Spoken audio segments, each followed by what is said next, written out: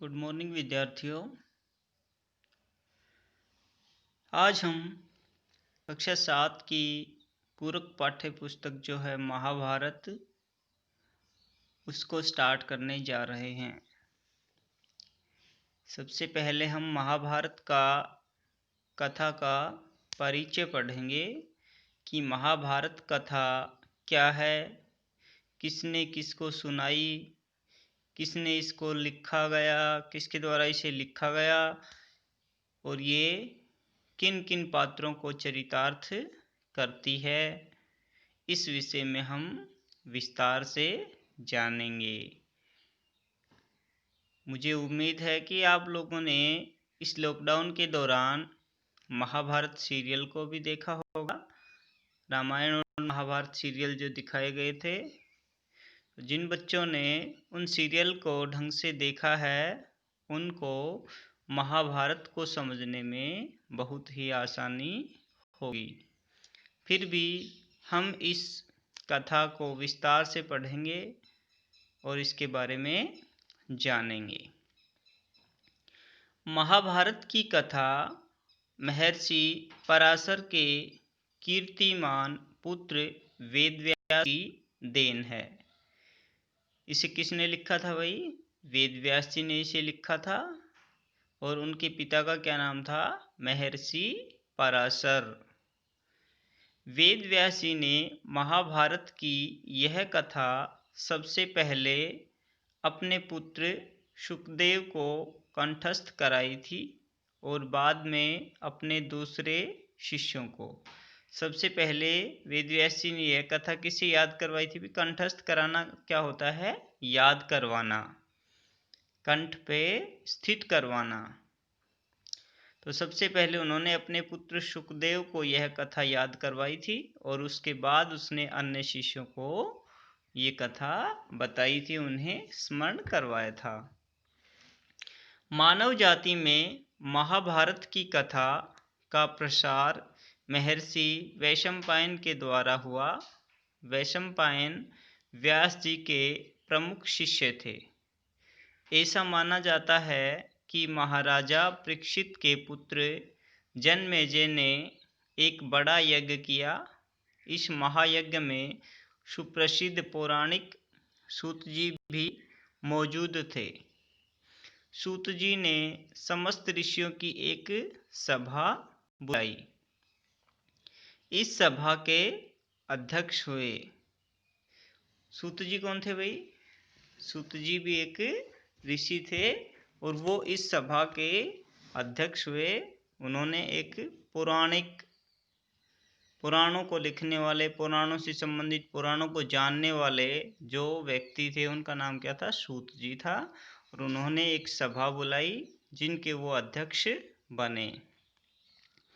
सूत जी ने ऋषियों की सभा में महाभारत की कथा प्रारंभ की कि महाराजा शांतनु के बाद उनके पुत्र चित्रांगद हस्तिनापुर की गद्दी पर बैठे। चित्रांगद, उनकी अकाल मृत्यु हो जाने पर उनके भाई विचित्रवीर्य राजा हुए। उनके दो पुत्र हुए, धृतराष्ट्र और पांडु। ये चित्रांगद और विचित्रवीर्य किसके पुत्र थे भाई? ये थे सत्यवती के, जो राजा शांतनु की दूसरी पत्नी थी। पितामह भीष्म की जो सौतेली माँ थी सत्यवती, ये उसके पुत्र हुए थे दोनों। कौन कौन? चित्रांगद और विचित्रवीर्य। और उनके विचित्रवीर्य के भी दो पुत्र हुए। कौन से दो पुत्र हुए वे उनके? धृतराष्ट्र और पांडु, जो कौरवों और पांडवों के पिता थे। बड़े बेटे धृतराष्ट्र जन्म से ही अंधे थे, इसलिए उस समय की नीति के अनुसार पांडु को गद्दी पर बैठाया गया। धृतराष्ट्र के अंधे होने के कारण किसे गद्दी पर बैठाया गया था? पांडु को। पांडु ने कई वर्षों तक राज्य किया। उनकी दो रानियां थी, कुंती और माद्री।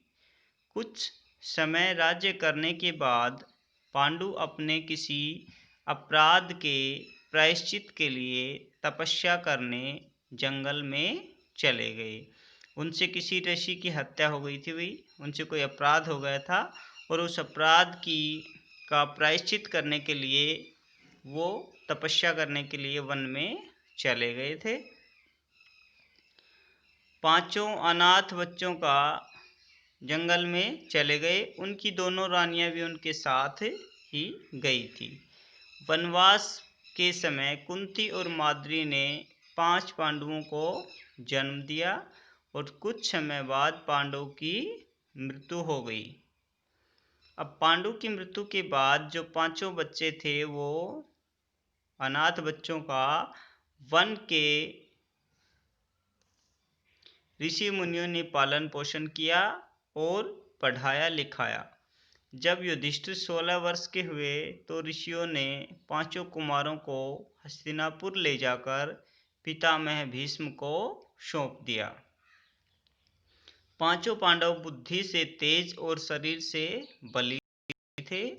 उनकी प्रखर होती है, बहुत तेज, कुशाग्र बुद्धि, यानी कि इंटेलिजेंट बहुत ज्यादा थे। वो बहुत मधुर स्वभाव ने सबको मोह लिया।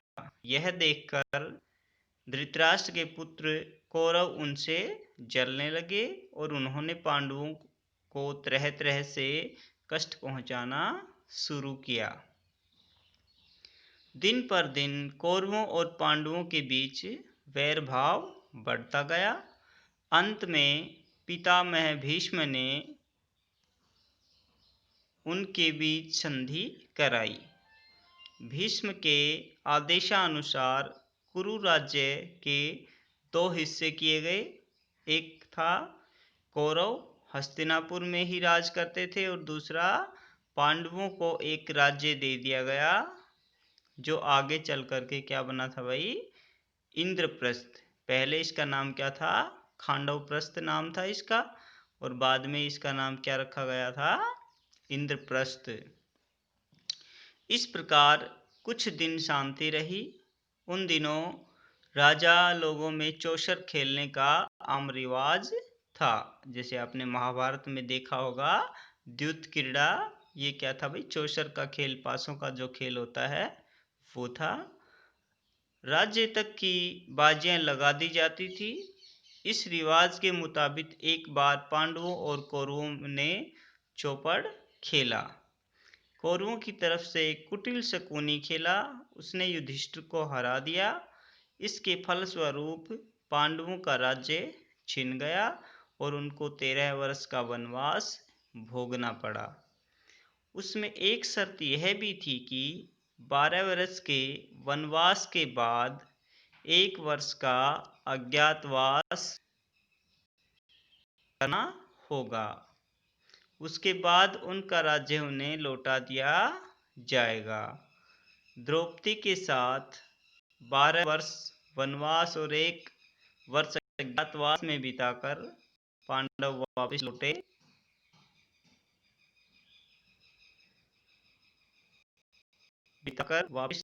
पर लालची दुर्योधन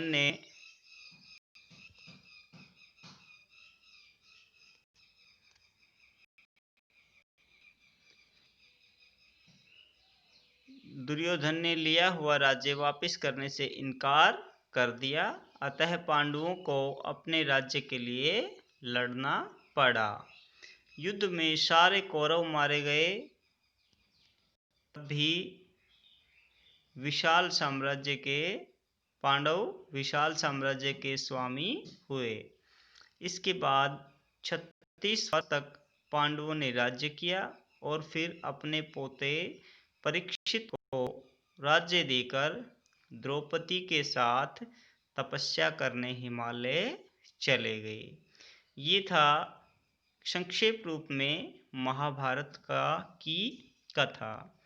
अब इसी कथा को हम स्टेप बाय स्टेप विस्तार से पढ़ेंगे कि ये शुरुआत कहाँ से हुई और इसका अंत कैसे हुआ, बीच बीच में कितने पार्ट आए, कौन कौन से पात्र आए और कौन कौन से पात्रों ने इसमें भाग लिया और कौन कितना योद्धा था, किसने कैसा योगदान दिया, उन सब के बारे में हम विस्तार से पढ़ेंगे। तो सबसे पहले हम पढ़ेंगे किसके बारे में? देवव्रत। देवव्रत जो था वो महाभारत का मुख्य पात्र था। गंगा एक सुंदर युवती का रूप धारण किए नदी के तट पर खड़ी थी। उनके सौंदर्य और नव यौवन ने राजा शांतनु को मोह लिया। गंगा बोली, राजन, आपकी पत्नी होना मुझे स्वीकार है, पर इससे पहले आपको मेरी शर्तें माननी होंगी। क्या आप मानेंगे? राजा ने कहा, अवश्य। राजा शांतनु ने गंगा की सारी शर्तें मान ली और वचन दिया कि वह उनका पूर्ण रूप से पालन करेंगी। समय पाकर गंगा ने शांतनु से कई तेजस्वी पुत्र प्राप्त हुए, परंतु गंगा ने उनको जीने नहीं दिया। बच्चे के पैदा होते ही वह उसे नदी में बहती हुई धारा में फेंक देती थी और फिर हंसती मुस्कुराती राजा शांतनु के महल में आ जाती थी। अज्ञात सुंदरी के इस व्यवहार से राजा शांतनु चकित रह जाते थे। उनके आश्चर्य और क्षोभ का पारावार न रहता था। आश्चर्य, क्षोभ होता है वह दुख, पारावार होता है उसका अंत न रहता था। शांतनु वचन दे चुके थे, इस कारण मन महसूस कर रह जाते थे। 7 बच्चों को गंगा ने इसी भांति नदी की धारा में बहा दिया। 8वां बच्चा पैदा हुआ। गंगा उसे भी लेकर नदी की तरफ जाने लगी तो शांतनु से न रहा गया और बोले, माँ होकर अपने नादान बच्चों को अकारण ही क्यों मार दिया करती हो? यह घृणित व्यवहार तुम्हें शोभा नहीं देता है। घृणित क्या होता है भाई? घृणा करने योग्य।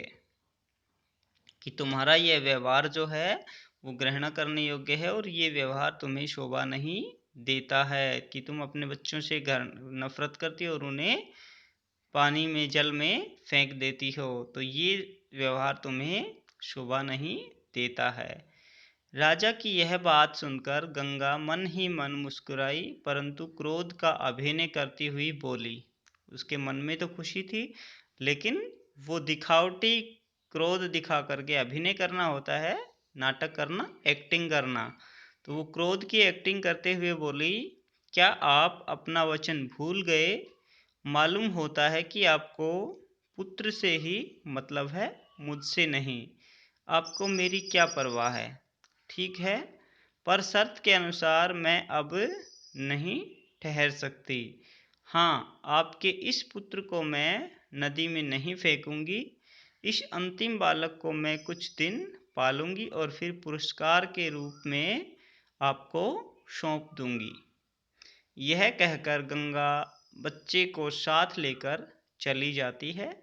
यही बच्चा आगे चल कर के भीष्म पितामह के नाम से विख्यात हुआ। भीष्म पितामह के माता पिता का नाम क्या था भाई? उनके पिता थे शांतनु और उनकी माता कौन थी? गंगा थी। यह कहकर गंगा बच्चे को साथ लेकर चली गई। यही बच्चा आगे चल कर के पितामह भीष्म के नाम से विख्यात हुआ। गंगा के चले जाने से राजा शांतनु का मन विरक्त हो गया। विरक्त होता है भाई मन उदास हो जाना, सांसारिक चीजों से उठ जाना। उन्होंने भोग विलास से जी हटा लिया और राजकाज में मन लगाने लगे। एक दिन राजा शिकार खेलते खेलते गंगा के तट पर चले गए तो देखा कि किनारे पर खड़ा एक सुंदर और गठीला युवक गंगा की बहती हुई धारा पर बाण चला रहा था। बाणों की बौछार से गंगा की प्रचंड धारा एकदम रुकी हुई थी।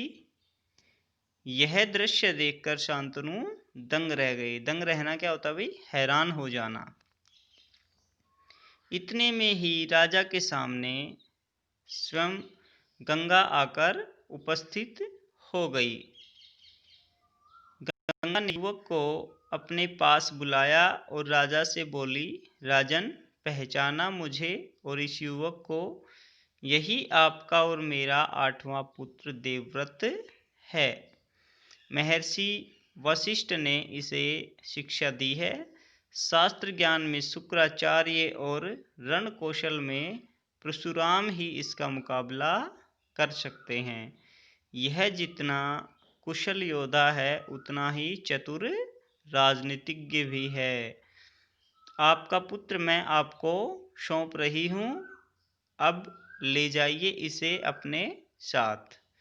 गंगा ने देवव्रत का माथा चूमा और आशीर्वाद देकर राजा के साथ उसे विदा कर दिया।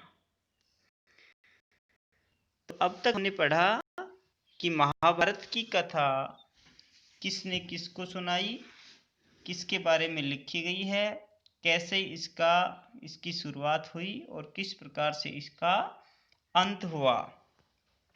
और इसका पहला पात्र जो था वो कौन था? पितामह भीष्म था, जिसका बचपन का नाम क्या था? देवव्रत था।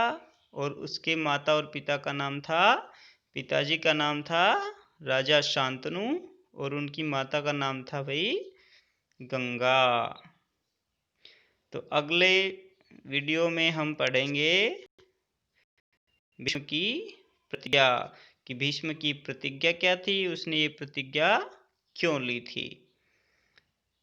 तो इस वीडियो को आप ध्यानपूर्वक सुने और साथ साथ में अपनी बुक को ओपन करके इसे साथ साथ पढ़ें और कठिन शब्दों पे और इस पाठ में आए हुए शब्दार्थों पे ध्यान दें। मैंने प्रत्येक शब्द का, कठिन शब्द का अर्थ आपके सामने खोल कर रखा है। फिर भी यदि कोई क्वेश्चन या कोई वर्ड आपको समझ नहीं आता है, कोई भी शब्द, तो आप उसे निसंकोच पूछ सकते हैं।